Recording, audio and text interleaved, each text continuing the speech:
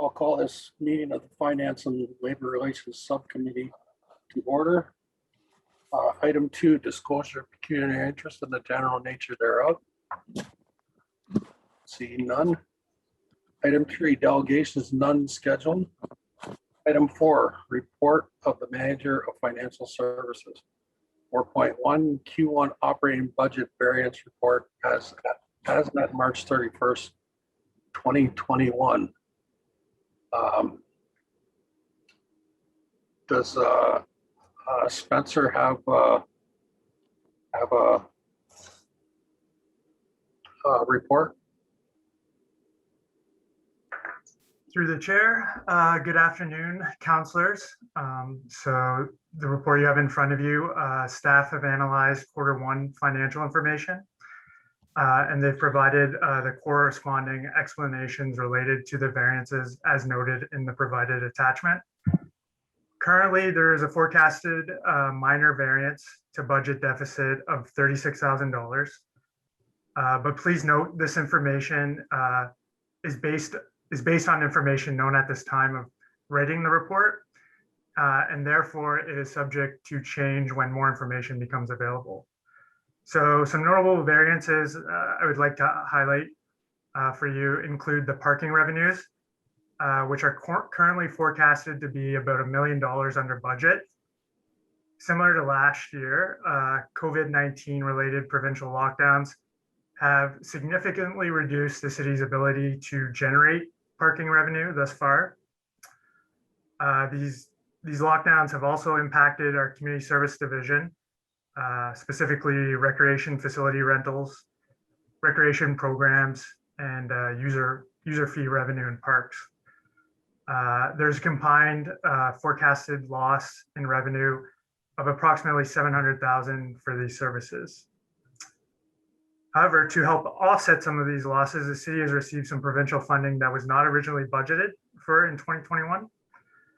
$453,000 will come from the COVID recovery funding. This funding isn't tied to any one function or department at the city, which is why it was included in the General Financial Services Department code. There's another $360,000 from Safe Restart, which will be provided to transit-related operations. And this will help alleviate additional expenses and lost revenue because of COVID. So staff are currently working through providing commentary on variances for Q2. We're hoping to have a report to the Finance Subcommittee for the August meeting. From my initial review, a majority of the departments are tracking in line with their budgets, save for the variances that we've identified in this report. So I'd now be happy to answer any questions through the chair. Thank you. Councillor Ritzma. Through the chair, and thank you for the report. If I could go down to under infrastructure and development services, item 330 sanitary. Can you give a little explanation of the bracketed $643,000 plus dollars? Do you see that? Through the chair. So currently that's the revenue that's been generated. So I guess the surplus thus far at Q1. At the end of the year, any deficit or surplus will be allocated to the sanitary reserve fund. Thank you. Any other questions? Councillor Clifford. I was just going to ask, are we expecting any other help from the other province or Ottawa regarding COVID expenses? Through the chair, we're currently monitoring any funding that's being provided by the province and the federal government.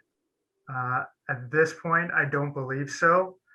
That COVID recovery funding was funding that was announced at the end of last year, which is why it wasn't budgeted for. So we've received half of it thus far and expect to receive the other half near the end of November, but we will continue to monitor for any additional funding. Thank you. Anyone else, anything else? Then I will take a mover, Councilor Ritzma. Any I'll move. other questions or comments? I'll call the question. All those in favor? Opposed, if any, carried.